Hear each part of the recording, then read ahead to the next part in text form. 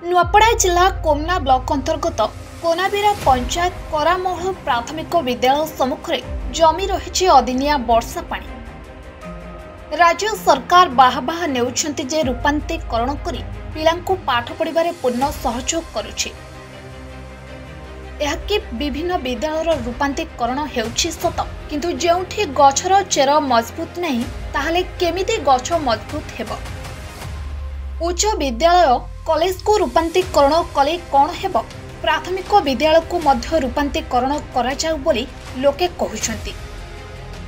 विद्यालय सम्मुखरे असारय वर्षा पानी रे एभली परिस्थिति सृष्टि होइछि, ताहले भाबंतु आगो को वर्षा समय रे हेले कुनी कुनी पिला माने केमिति जीवा आसीबा करिवे बोली साधारण रे चर्चा हेउछि।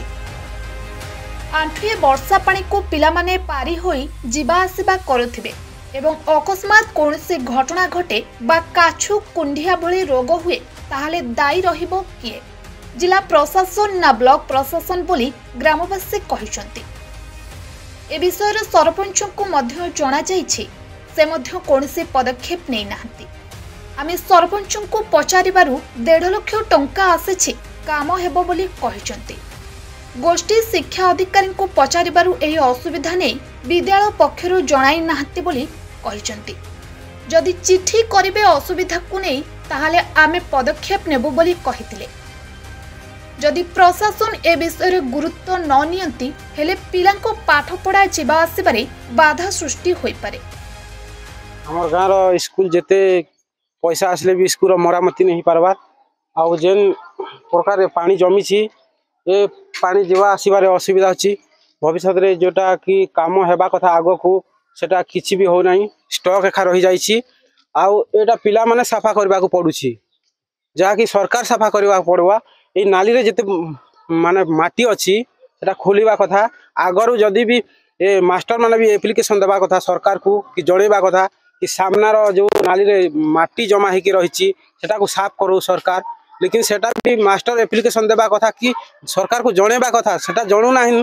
पिला मान को एटा पानी फिकंतु आउ जोटा कि जेते काम अछि स्कूल सब पिला मान को खाली करबा को हबो कि सरकार को करबा को हबो?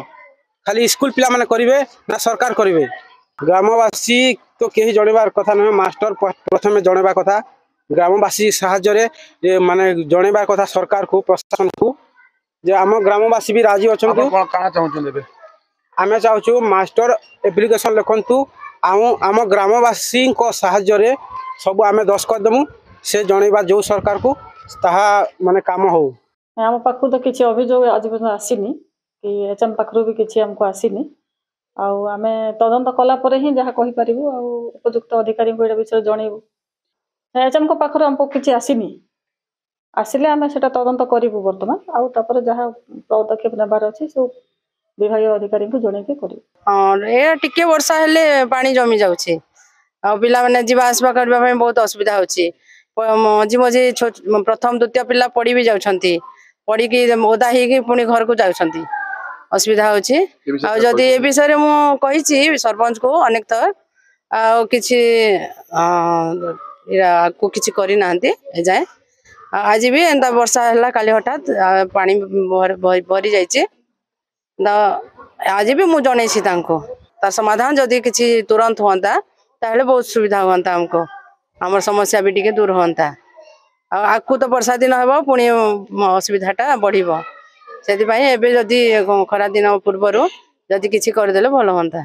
हमर जते बेले स्कूल रे बाउंड्री हला, बाउंड्री काम हला के आउटलेट ले कोनोसी रास्ता नै छाडी, तापरे बाउंड्री हला परे स्कूल टा तले रही गला। स्कूल रो परिसरटा आर साइड साइड उच्चा जगह अछि बोली करी जते बेले वर्षा पानी हेसी, वर्षा पूरा 2 फुट 3 फुट पानी जमी जेसी स्कूल भितरे।